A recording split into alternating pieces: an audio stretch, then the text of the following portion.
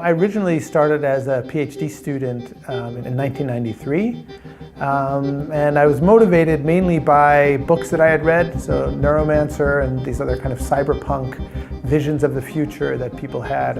And back then, things were pretty advanced, as we thought. Virtual Boy, see it now in 3D. So virtual reality is really about generally fooling the senses into believing they're experiencing something that they're not actually experiencing. Back when the Nintendo Virtual Boy was originally released, it was proclaimed to be the first consumer-level VR-ready headset, and it was absolutely atrocious. Great idea, but the technology was nowhere near close enough to be able to use in the context of which they were wanting consumers to use it in. It was nausea-inducing, it was terribly small graphics, it was a nightmare to use, and that really put the whole world off virtual reality. Since then, we can do a lot of this now very cheaply. A lot of it you can just do on your cell phone. Pop in your cell phone to some of these devices and you can really do a lot more than we could do back then. Entertainment is certainly the most popular area, and it makes the most sense because those in a position to afford the equipment required for it at the moment are typically video gamers. They have the more powerful rigs that are going to be necessary.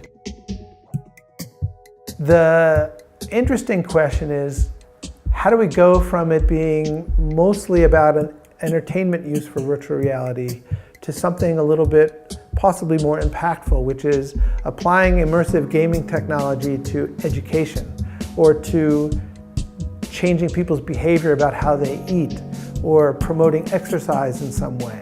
How can we use this to better society in other ways that might have a positive impact? Trying to investigate on how we could motivate people to exercise and to think of what they eat. So basically, I want to investigate the exercise and eating behaviors of people and how to motivate them to pursue a more active lifestyle by using XR gaming and VR.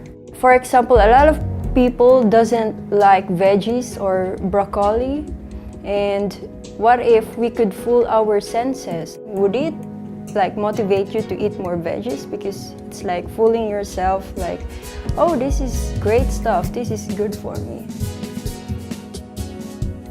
I first encountered virtual reality back in 1992. I think I tried a simulation that was developed by NASA.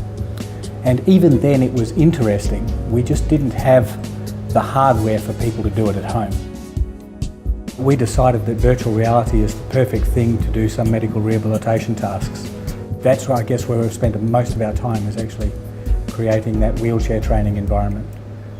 What we did for that was we created a virtual environment that is a copy of the Burwood spinal unit with a wheelchair in it, and the wheelchair has a proper wheelchair controller in the real world, so you're actually driving using the same equipment you would be using if you were in a wheelchair in the real world, and in the exact same environment you'd be in if you were to have a serious spinal injury in the South Island of New Zealand. We can help get them back into social situations that they'll find difficult in their chair, such as going to a shopping mall or getting on a bus. Those things be very challenging in real life. Really handy if you can rehearse those things in virtual reality before having to do them. The applications are almost limitless.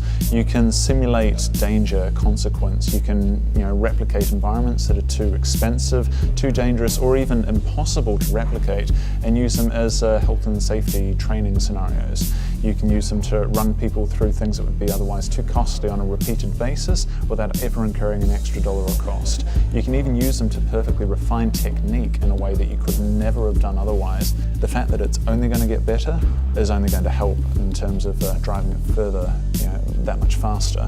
It's all starting to weigh very heavily in favour of seeing this technology take the big step forward that we're all hoping it will. There are a lot of big players who have invested serious money in driving this technology. I mean, Facebook is the most notable probably at the beginning. It was $2 billion they spent on acquiring Oculus. And that's some serious money, and more importantly, it's a big company putting money behind this.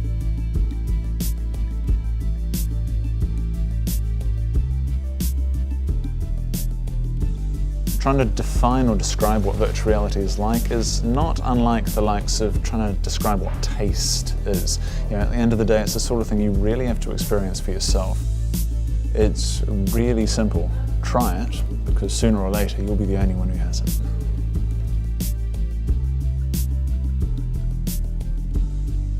Even though I've been doing this for so long, I'm still really excited about what the possibilities are, and I'm just really excited to be part of the whole thing.